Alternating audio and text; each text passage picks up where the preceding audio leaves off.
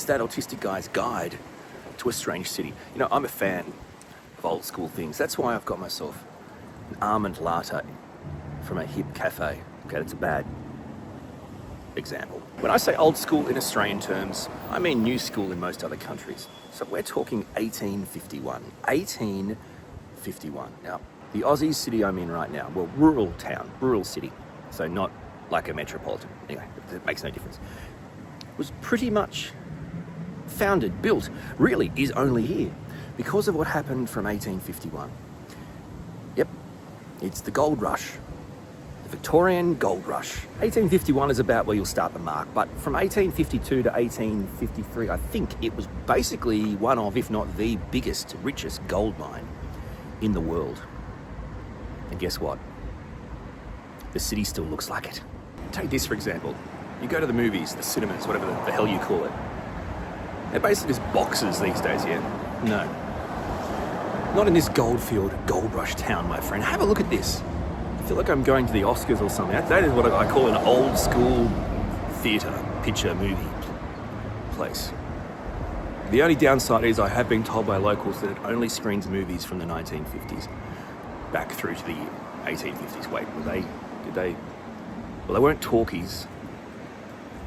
You get that my tours never incorporate the truth, right?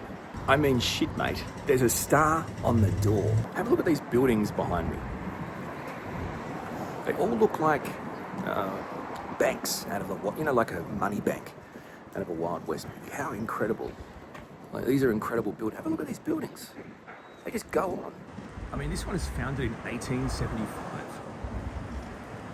You know, for Australians, that's like 1,000 years ago. In case you're wondering, that pattern there, that's what in Australia we call that the tea towel pattern. None of this is true. This building might be one of my favourites. I mean, how beautiful is it? Absolutely gorgeous. Even more importantly, people that were interested in colons, yeah, the body part colons, this is the colonist society. So people that enjoyed colons and different things like to go here. Yeah, it's a world-breaking group. No one had ever thought of it before, but in Australia we were big fans of the colon. Colons are good, so we had a group about it. It's not true. Another fascinating building for you. People in the gold rush like to wine. They really like to wine. So they actually had a wining centre. Yeah, you could exchange your wines for money. You could whinge, complain. Wait. Scratch that. Have a look at this place. Bloody extraordinary, right? Yeah, this is the local post office back in the day in 1851. See that big thing at the top there? Because it was the gold rush days and was no real police presence or law, right? You'd post a letter and then they'd burn it and it'd go up this chimney. Yeah, no letters got anywhere, but it was quite a warm place to be. Yeah, that's the famous chimney burner at the post office. It's very similar to these days. Your mail gets lost, just a different way. Now, as you know, big radio guy back in the day. I have found what is the oldest living radio station, scratch that, the oldest living radio station building or facade in the world. As you can see, 3BA, I don't know what else to say. That was built in 1851 and it has not been touched since.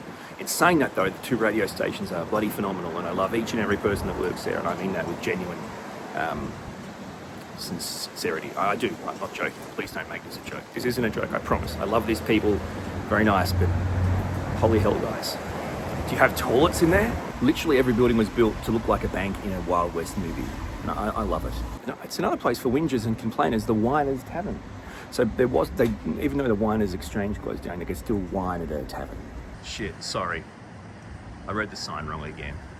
So you can see behind me the world famous Gold Rush train station, which unfortunately wasn't established until 1862, which was well after the Gold Rush. I've been told a direct quote from the residents of the Gold Rush time was, "Thanks for nothing, you lazy pieces of shit." Now that's actually an actual quote. They were quite, well, not just whingy, but also quite grumpy, quite angry. It's quite a time to be alive. I wish I could talk like that. Okay, I do. A lot of people ask me, where do you get all these ideas from? How do you come up with these thoughts and feelings? And I just understand. I can finally show you where I get the goods from. I get the goods from here.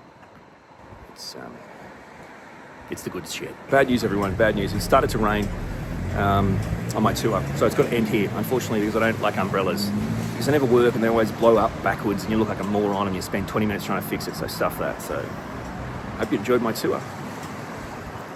Another adventure in that autistic guy guides you through a random city.